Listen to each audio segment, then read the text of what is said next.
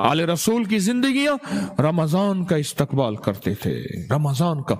इमाम ज़ैनुल आबिदीन फरमाया रमजान का इतनी शिद्दत से इंतजार करते थे, यहां तक किताबों में आता है कि कोई दिनों का भूखा और प्यासा जो एक घूंट और एक कतरे का इंतजार करता हो, इससे कहीं ज्यादा वो रमजान का इंतजार करते थे, इमाम ज़ैनुल आबिदीन।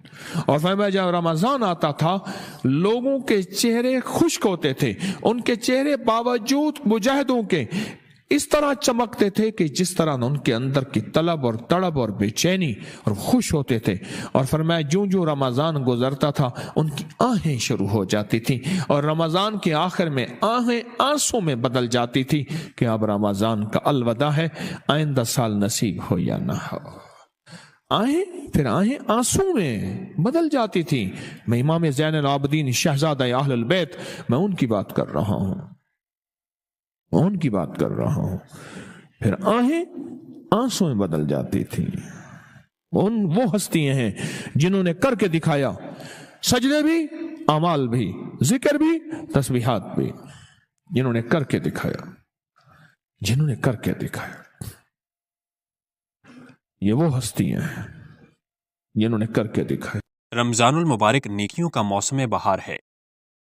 अल्लाह जल्ला शानहू की रहमत इस माह में मूसलाधार बारिश की तरह बरसती है, मग़फ़रत का परवाना मिलता है और जहन्नम की आग से आज़ादी मिलती है। खैर के तलबगार आगे बढ़ते हैं, शर के चाहने वालों को पीछे हटा दिया जाता है। हर इबादत का सवाब कई गुना बढ़ा दिया जाता है। नफल नमाज का सवाब 70 फ़र्ज़ों के बराबर अता किया जाता है।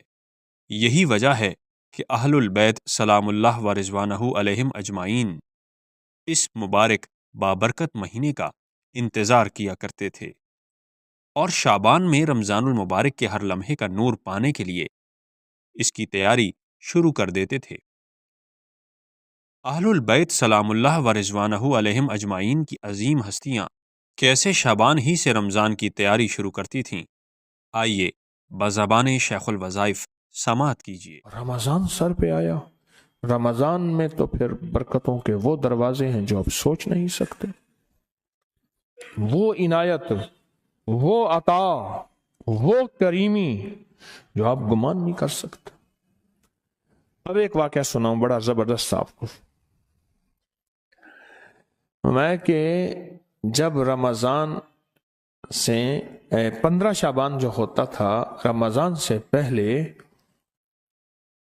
तो अहलुल बैत की एक पूरी जमात, उनके बच्चे, उनकी बीवियां, उनकी बीबियां, उनके घर वाले, वो सारे के सारे एहतमाम करना शुरू करते थे। घर की सफाइयां हो रही हैं, कपड़े धुले जा रहे हैं, गंदम पीसी जा रही है चक्की पे, कि अपने आप को रमजान में अहलुल बैत अपने आप को रमजान में पहले से फारिग करते थे, इबादत के लिए, दुआओं के लिए, तस्बीह के लिए, जिक्र के लिए, अमाल के लिए।